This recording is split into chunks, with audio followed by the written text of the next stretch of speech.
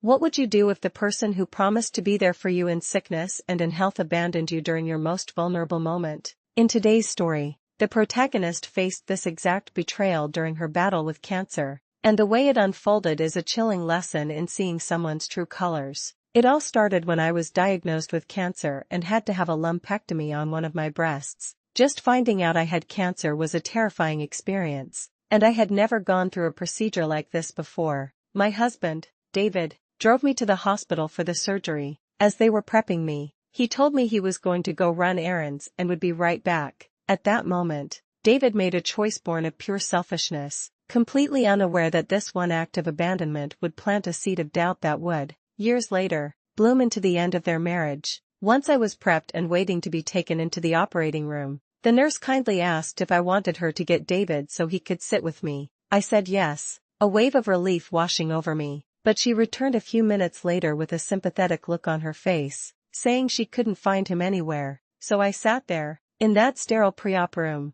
all by myself for a full hour. The clock on the wall ticked by with agonizing slowness. Every time the door opened, I hoped to see his face, but he never showed. I went into surgery without any reassurance from him. No kiss on the cheek, no I love you, no everything will be okay. It was such a profound, lonely feeling. And all I could think was that I should have brought my mom with me instead. The procedure itself was quick, lasting about an hour, and soon I was in the recovery room. As the fog of anesthesia began to lift, the first thing I realized was that my husband, David, still wasn't there. The initial loneliness curdled into genuine worry. The nurse told me he wasn't answering his phone, and I could see the irritation in her expression. She was clearly annoyed on my behalf. As one person later pointed out, not being there for me was already bad, but not even bothering to answer his phone while he knew I was going into surgery was beyond disrespectful. The nurse tried to give me my post-surgery directions, but I was only half listening.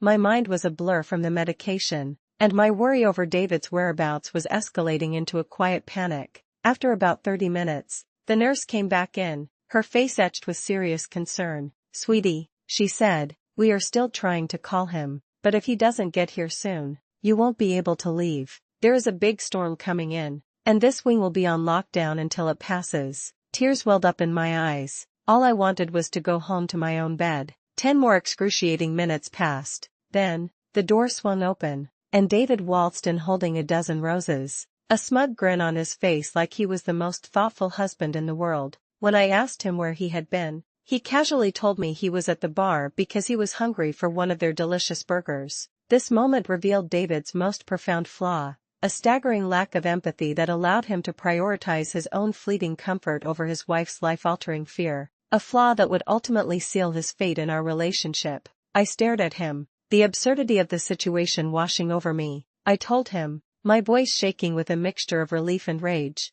that I had been waiting completely alone through the entire ordeal and that he should have been there for me. He just said he was sorry and held out the roses as if they could erase the last few hours of fear and abandonment. I snapped, "You can take those roses and shove it," I told him, the words tasting like venom. "I am never having you come with me during a medical procedure ever again, because you suck." I was getting part of my breast removed while he was enjoying a tasty burger and a beer. It was painfully clear. As someone else wisely noted, he couldn't have cared less what happened to me. He just saw it as a couple of hours of solo leisure time. Tears of betrayal streamed down my face the entire ride home. That event happened in 2010. 4 years after, whenever it was brought up, David would spin the story to make it seem like I was the ungrateful one for not appreciating his thoughtful gesture. But as many suspected, that day was just the tip of the iceberg. It has taken many years to get here, but I am finally getting divorced now. Other life events took priority over leaving him right away.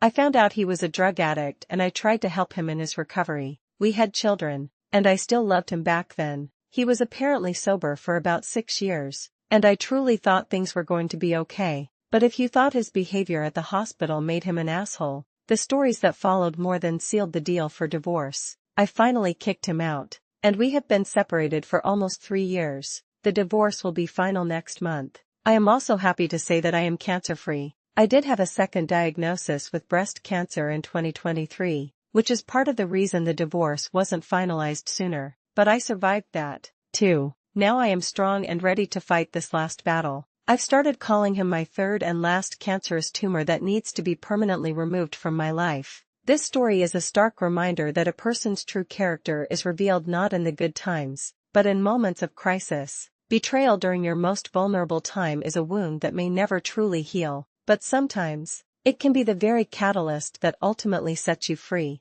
Have you ever had a single moment that showed you exactly who someone really was? Share your story in the comments below.